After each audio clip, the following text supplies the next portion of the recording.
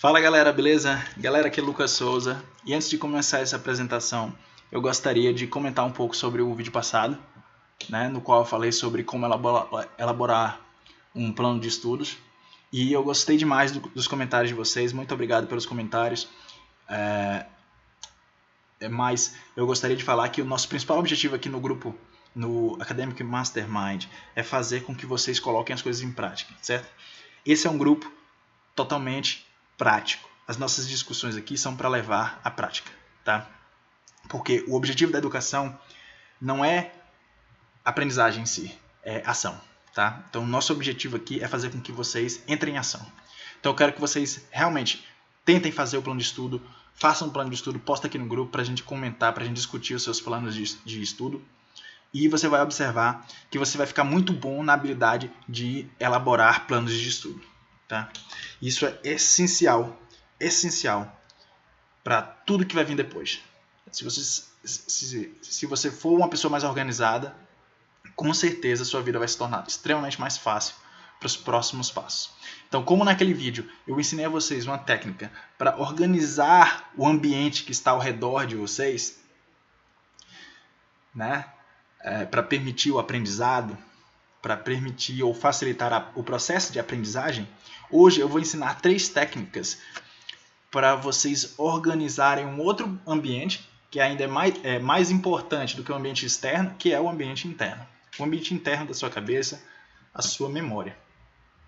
Então, na minha concepção, o primeiro passo para que você se torne uma pessoa que tem uma facilidade maior de aprender, para que você se torne uma pessoa que tenha mais sucesso, tanto profissional como profissionalmente como na carreira acadêmica, você precisa mudar a sua relação com a sua memória. Muita gente faz a seguinte pergunta: por que eu não consigo aprender? E muitas pessoas me perguntam, muitas pessoas falam para mim que elas acreditam que elas têm um retardo mental ou que elas são simplesmente burras, porque elas estudam e quando chega na hora da prova não conseguem se lembrar de nada. Mas quando eu ouço alguém falando isso, que acha que é burro, que acha que tem um problema mental, isso dói. Porque na minha concepção, depois de tudo que eu vi durante esse tempo de academia, desde a escola, desde a graduação, o mestrado, tudo que eu vi no doutorado, tudo que eu vi no doutorado, tudo que eu vi no doutorado sanduíche lá na Inglaterra, eu cheguei à conclusão de que não existem pessoas mais inteligentes que as outras. O que existem são pessoas que utilizam os métodos corretos. Ele tem facilidade de aprendizado. Ele tem facilidade em aprender esse assunto. Ele tem facilidade em aprender aquele assunto. Normalmente, pessoas que têm facilidade em aprender coisas são pessoas que, ou porque foi instruído, ou porque inconscientemente desenvolveu um método de estudo que é mais eficaz. Essa é a única resposta. Esse é o único segredo. Então, o objetivo desse vídeo aqui é ensinar vocês exatamente técnicas de memorização que irão facilitar o aprendizado de vocês, certo? Utilizando aquele programa, aquele plano de estudos. Então, o que é a memória em si? Há milhares de anos atrás, o filósofo Sócrates já havia definido a memória como se ela fosse uma gaiola e os nossos pensamentos eram como pássaros presos dentro dessa gaiola. Em uma concepção mais moderna desse pensamento de Sócrates, diria que, por exemplo, a memória é um pendrive ou um HD no qual informações são registradas e guardadas dentro desse dispositivo. No entanto, na minha concepção, essa definição de memória está totalmente errada. Porque nós não podemos olhar para a memória como se ela fosse um espaço finito, tá? Que pode encher. Isso não acontece. A nossa memória, na verdade, ela é uma função do nosso sistema nervoso. Ela pode ser definida como a função de registrar, consolidar, resgatar e até mesmo apagar algumas experiências traumáticas, por exemplo. Acredita-se que ela seja formada num complexo de estruturas do sistema nervoso chamado sistema límbico, e trata-se de uma função cognitiva. Então, logo sendo uma função cognitiva, ela não tem limites. Então não precisa ter medo do conteúdo dessa prova, olha o tanto de livro, olha o tanto de coisa que eu vou ter que estudar. Não se preocupe. Se for feito de uma forma coerente e correta, programada e se utilizando a técnica certa, sua memória não tem limites, não tem problema algum. Você com certeza, mais do que absoluta, vai conseguir memorizar esse conteúdo. Para você entender como a nossa capacidade de memorização depende das nossas prioridades, por isso que eu falei, por isso que eu acredito que a inteligência, na verdade, é simplesmente a capacidade de focar todo o seu tempo e todo o seu esforço para atividades que vão lhe levar ao seu objetivo. Eu acredito nisso porque eu sei que nós somos capazes de memorizar qualquer coisa. Um exemplo clássico disso é se eu chegar numa sala e falar, por exemplo, para os meus alunos: olha, pessoal, eu vou colocar uma lista aqui de 50 nomes no quadro e vocês têm que decorar essa lista até amanhã, tá bom? Anota as 50 palavras no quadro. Quando no outro dia, o professor chega na sala e pergunta: e aí, quem memorizou 50 palavras? E testa um por um. Dos 50 alunos que tinha na sala, apenas 2 alunos memorizaram as 50 palavras. Então o professor muda a estratégia. Ele chega e fala assim agora: beleza, eu vou colocar outras 50 palavras aqui no quadro, mas quem memorizar essas palavras e souber todas elas amanhã, eu vou dar 3 pontos na média da minha matéria. Quantas pessoas você acha que memorizaram as 50 palavras no outro dia? Quase todas. Por quê? Porque elas queriam memorizar, elas quiseram memorizar, porque elas queriam os pontos. Ou seja, se você quiser, você é capaz sim. O que está faltando não é melhorar a sua capacidade de memória, não é melhorar o seu cérebro, o seu sistema nervoso de algum problema. O que está com problema são suas prioridades. É a forma como você organiza, a forma como você distribui escolhe, né, as suas prioridades. Então é uma questão de escolha. Memorizar coisas é uma questão de escolha. Então existem 3 tipos de memória. Existe a memória de curto prazo, médio prazo e longo prazo. A memória de curto prazo é uma memória chamada de processual. É aquela memória que dura até poucos segundos. Essa memória processual, ela tem uma função extremamente importante para todas as atividades que nós realizamos no nosso dia a dia. Como, por exemplo, eu lembro que eu estou com o celular na minha mão porque eu ia ligar para minha mãe agora, certo? Eu lembro que eu estou olhando para a tela do computador porque eu estou lendo um texto. Eu lembro que eu coloquei a minha mão no bolso porque eu estou procurando a chave. Então, é uma memória extremamente importante, mas ela tem uma duração muito rápida, certo? Alguns segundos ou milissegundos até alguns minutos. No entanto, tendo uma média de cerca de 3 segundos de duração, a nossa memória de curto prazo processual.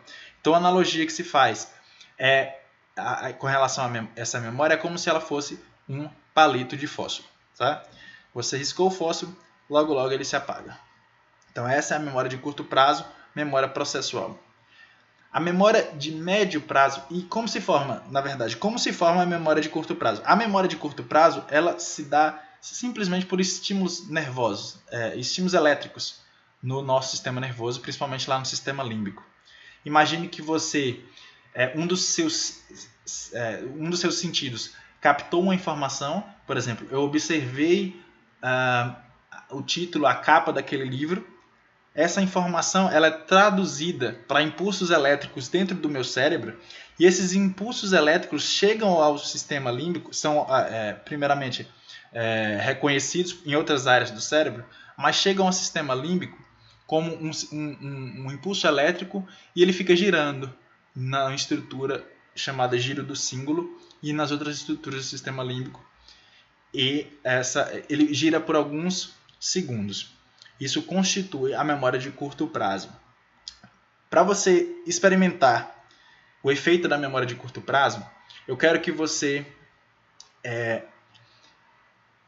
Feche os olhos agora e ouça a palavra que eu vou te falar agora. A palavra é Bristol.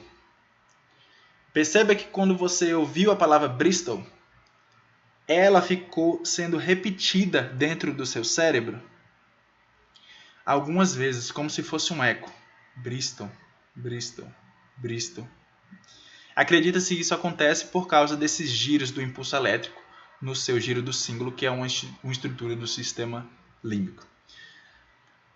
O segundo tipo de memória é chamada de memória de médio prazo. A memória de médio prazo, ela se forma quando esses impulsos elétricos são repetidos várias vezes. Quando essas informações que estavam na memória de curto prazo são repetidas várias vezes. Eu olhar para a capa desse livro várias vezes em horários diferentes durante dias. O que acontece é que sinapses, conexões entre os neurônios, que são as células do sistema nervoso, as células do seu cérebro, os neurônios vão formando umas conexões que formam espécies de caminho, por onde aquela memória, que facilita a passagem daquela memória. Então a recordação daquela memória se torna mais fácil, porque agora existe um caminho formado por sinapses ou conexões entre neurônios no seu sistema nervoso. Tá? Esse tipo de memória é chamado de traços... Esse tipo de memória é formada por essas sinapses, porque a memória de longo prazo, por sua vez, se dá quando essas sinapses, esses caminhos formados por sinapses entre os neurônios, são reforçados, né? Reforçados. Eu repito essa informação de novo, e de novo, e de novo, por vários dias. O que acontece formam os chamados, agora sim, os traços de memória. Esses traços de memória são sinapses extremamente estáveis, porque as sinapses, as primeiras que formaram lá durante a memória de médio prazo, elas são instáveis. Qualquer coisa desestabiliza, se eu parar de repetir, elas simplesmente se desfazem. Certo? Existe uma coisa chamada plasticidade neural, que é essa capacidade esse dinamismo que acontece dentro do sistema nervoso. Então, se eu paro de repetir aquela informação, simplesmente aquelas sinapses desfazem. Se eu repito elas várias vezes, essa informação é passada para a memória de longo prazo, formando os traços de memórias. Essa memória ela pode durar anos ou a vida inteira. Lembrando que a memória de médio prazo dura em torno de 24 horas ou algumas semanas. Então aqui esse esqueminha para relembrar.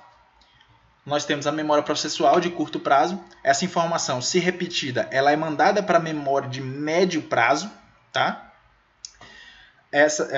Se eu repetir essa informação várias vezes durante dias, eu consigo transferir, ou meses, eu consigo transferir essa informação para a memória de longo prazo, formando os traços de memória.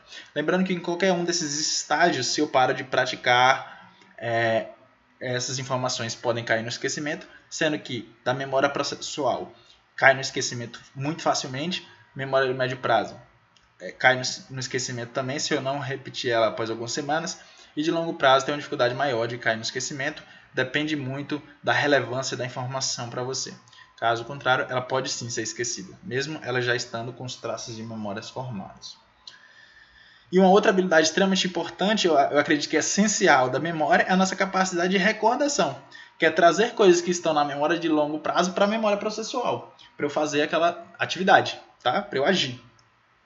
Então, o output, que é colocar para fora, falar, escrever, é o treinamento desse recall que a gente chama, dessa recordação, trazer as informações da memória de longo prazo para a memória de longo até médio prazo também para a memória processual, para a gente agir, certo? Então agora eu vou mostrar a vocês as principais técnicas e eu vou começar de memorização. Eu vou começar pela mais importante delas, que é a técnica da confirmação. A técnica da confirmação tem como objetivo principal transferir os pensamentos da memória de curto prazo para a memória de longo prazo. E o passo a passo dela é muito simples. Você vai pegar o texto que você estiver estudando, você vai ler esse texto com muito cuidado, com muita atenção. Lembrando que a técnica da confirmação ela funciona para outras coisas sem ser texto. Elas funcionam para vídeos, né, videoaulas. Você pode aplicar isso também para aulas, você aplica isso para reuniões, para conversas com seus amigos, o que quer que seja que você queira se lembrar. E quanto mais você aplicar isso, melhor, porque você vai se tornando cada vez melhor em aplicar a técnica. Mas eu vou dar um exemplo na leitura. Vamos supor que você está estudando um texto, você lê esse texto com muito cuidado, muita atenção, como você normalmente faz, se você é uma pessoa estudiosa, certo? Leu esse texto com bastante atenção, você agora guarda o texto e tenta, e vai realizar a confirmação, que é tentar explicar o que você acabou de ler, mas não é explicar assim dentro da sua cabeça, é explicar em voz alta, de preferência de pé. Nesse momento aqui, é extremamente importante que você tome a atitude de um professor. Pense que você é um mestre, pense que você é um doutor dando uma palestra para um auditório cheio de experts, e você está lá dando uma palestra sobre aquilo que você acabou de ler. Óbvio que na primeira tentativa vai dar errado. Você não vai se lembrar de tudo. Você vai estar começando a explicar e... ponto-chave, agora perdi aqui. Aí você volta no texto, lê aquele pedaço, daí esconde o texto de novo. Tenta explicar. Não conseguiu, volta no texto. Tenta explicar, não conseguiu, volta no texto. Até que você seja capaz de explicar aquele texto inteiro sem olhar para ele, certo? Lógico, não precisa ser nos mínimos detalhes. Você precisa passar a informação que você leu, tá, para alguém que não tem... Imagine você passando essa informação para alguém que não tem conhecimento algum sobre aquele tema. Então você tenta fazer isso da forma mais simples possível, com as palavras mais simples possível, da forma mais enxuta e rápida possível. Tá? Essa é a técnica mais eficaz para se transferir informações da memória de curto para longo prazo. E aí, por que ela é tão eficaz? Porque ela segue uma ordem lógica de memorização de informações. Porque a maioria das pessoas comete o grande erro de, quando está numa sala de aula ou quando está lendo alguma coisa, de o professor está falando e a pessoa está escrevendo. Nesse momento que a pessoa faz isso, o que acontece é, as informações, ou então a pessoa está estudando um texto e já está copiando o texto, escrevendo. As informações que você está lendo estão saindo do papel e estão indo para o papel. Então estão fazendo o caminho papel, papel. Mas o que você quer é que essas informações façam o caminho papel, cabeça, né? Papel, cérebro. Essas informações não precisam estar no papel, porque elas já estão lá. Elas precisam estar no seu cérebro, certo? Então não tem sentido algum você estar estudando uma coisa e escrevendo ao mesmo tempo. O que você vai fazer é ler o texto com extrema atenção, fez a técnica de confirmação, uma vez que você seja extremamente capaz de explicar tudo com uma forma bem clara, rápida e eficaz, aí sim você volta no texto e faz alguma coisa, né? Alguma dessas 4 coisas aqui, que vai lhe ajudar a formar gatilhos de memória, porque essa informação ela foi passada agora para a sua memória de médio prazo. Logo, é muito mais fácil de lembrar ela. Você só precisa de gatilhos, certo? Partes do texto que vão te engatilhar aquela informação que você já lembra. E você já sabe. Você estava precisando de uma palavrinha para engatilhar e você se lembrar. Então você vai marcar poucas palavras, partes bem curtas assim daquele texto, com um marca-texto. Tem outras pessoas que preferem escrever um resuminho sobre o assunto, sobre aquele texto. Eu não gosto muito de resumo, pelo simples fato de você ter que escrever. Eu não gosto de perder tempo escrevendo. Eu acho que eu já errei demais fazendo isso. Eu tinha cadernos de resumo. E hoje em dia eu não pego na caneta. E a minha capacidade de memorização hoje é 10 vezes melhor que no passado. Então, eu simplesmente parei de fazer resumos. Mas tem gente que gosta de fazer resumos. Eu sugiro que você progressivamente tente diminuir a quantidade de coisas que você escreve. Certo? Se for fazer um resumo, se limite. Coloque assim, eu só posso escrever até aqui. Um pedacinho pequenininho de papel. Assim, você anota tá? Pega um pedacinho pequenininho de papel e faça seu resumo. Mas não vá escrever páginas e páginas de resumo, não, que isso aí perde muito tempo e não é eficaz para a memorização das coisas. Você só precisa... Se você fez uma ótima confirmação, você vai precisar só de gatilhos de memória. Por isso que essa confirmação tem que ser muito bem feita. Uma vez que ela é bem feita, você vai usar marcação no texto ou resumo. Tem gente que gosta de fazer fichas, né? Pega pedaços de papel e várias fichas. E aí você faz um mini resumo, né, do que você leu em forma de ficha. Assim. Aí você vai e guarda essa ficha para depois você revisar, utilizando a outra técnica que eu vou mostrar, que é a de transferência de informações da memória de médio para longo prazo. Então, tem gente que gosta de fazer fichamento, tem gente que faz fluxogramas, uma espécie de ficha, mas no modelo de fluxograma, que eu já acho até mais interessante que o resumo, pelo simples fato de que você escreve menos. Porque na minha cabeça, quanto menos você escrever, melhor para o seu processo de aprendizagem. Você precisa falar. Falar é muito mais eficaz, mas muito mais eficaz mesmo. Todo mundo sabe que... todo mundo fala, quem ensina aprende mais. Quem ensina aprende mais porque essa pessoa está fazendo confirmação o tempo todo. Então não tem um cara que faça a confirmação mais vezes do que um professor. Porque ele todo dia faz a confirmação, dando a mesma aula para um monte de gente. Tá? Então, essa é a técnica de confirmação. E aí surgem algumas dúvidas. Isso aqui foram dúvidas que surgiram para mim também quando eu aprendi essa técnica. Eu pensava, beleza, mas após quantas páginas eu devo fazer a confirmação? Isso depende da complexidade do texto que você está lendo. Por exemplo, se eu estou lendo um texto de genética ou um artigo científico extremamente complexo, a cada parágrafo assim, eu tenho que fazer a confirmação. Porque se eu terminar o texto, eu não vou lembrar tudo. Tá? Vai ser muito difícil se eu ler o artigo todo para depois tentar fazer confirmação. Já existem textos que são mais leves, eu consigo tranquilamente ler um capítulo todo e depois voltar e fazer, né, a memorização.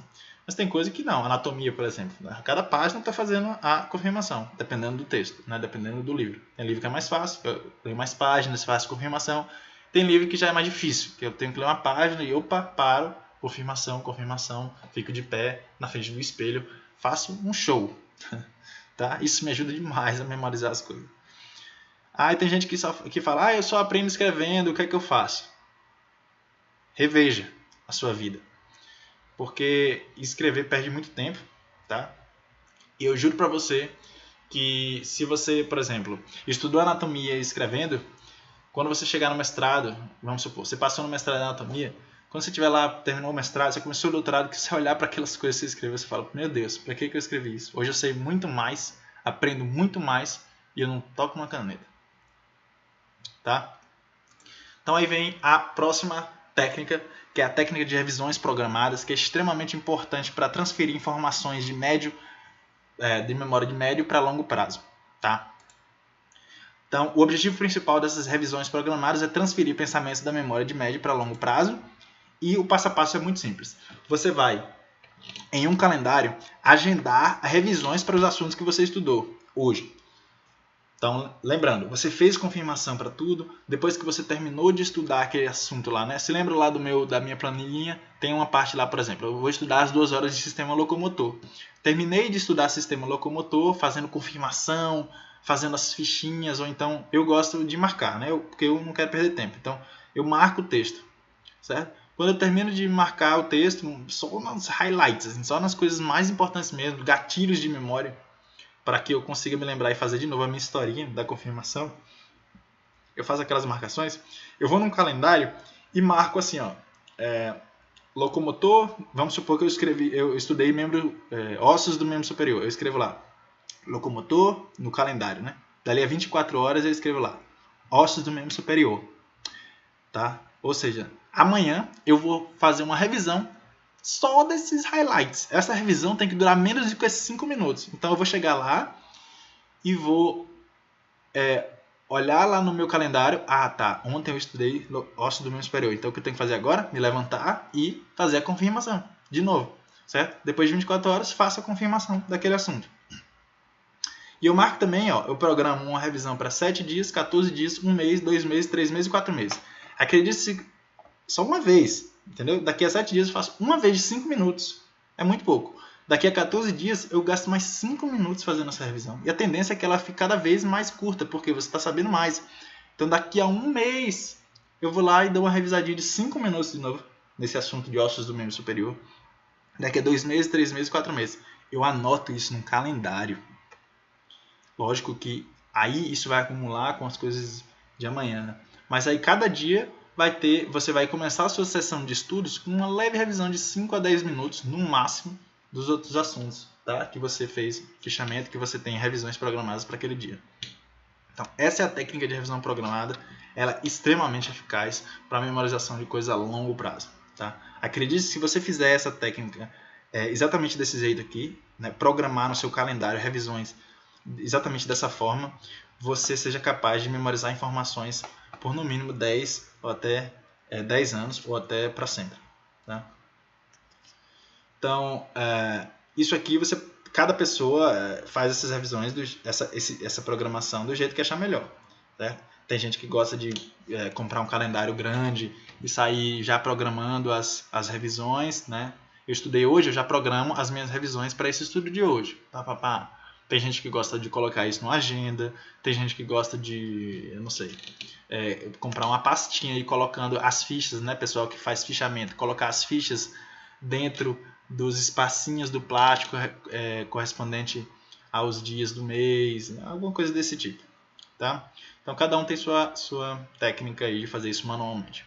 Mas o que eu vou mostrar a vocês agora é um programa, tá? Chamado Anki, de revisões periodizadas, revisões programadas, que faz isso por você.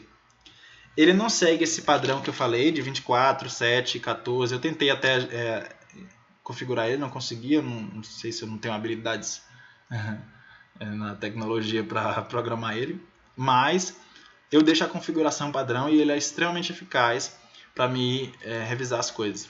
Então, o que é que eu vou fazer agora? Eu vou mostrar para vocês um pouquinho aqui, bem rápido, do Anki.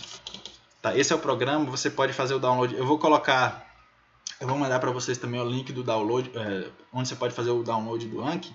Tem muita gente que usa esse programa para concurso, né? Estudar para concursos, estudar para provas.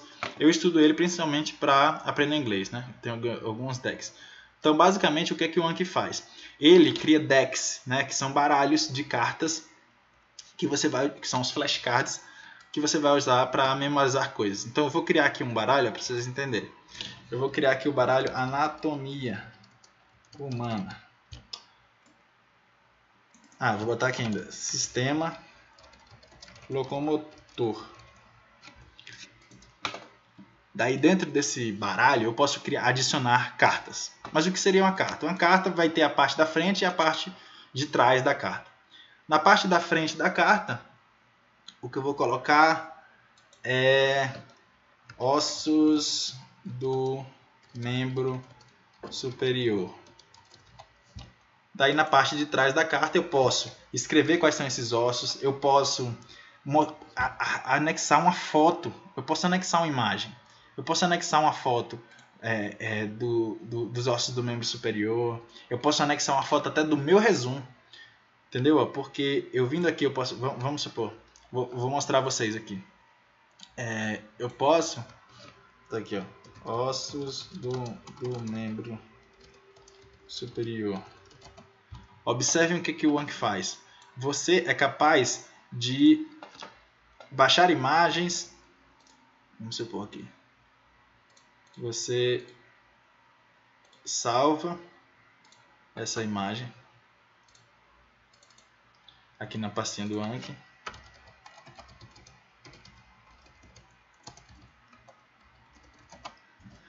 E no Anki você pode fazer, anexar imagens aqui. Então você vai ter aqui ó, a imagem. Você pode tirar uma foto do seu resumo, da sua ficha e colocar aqui, entendeu? Você pode escrever, caso você tenha feito o resumo escrito no computador, copiar e colar aqui, certo?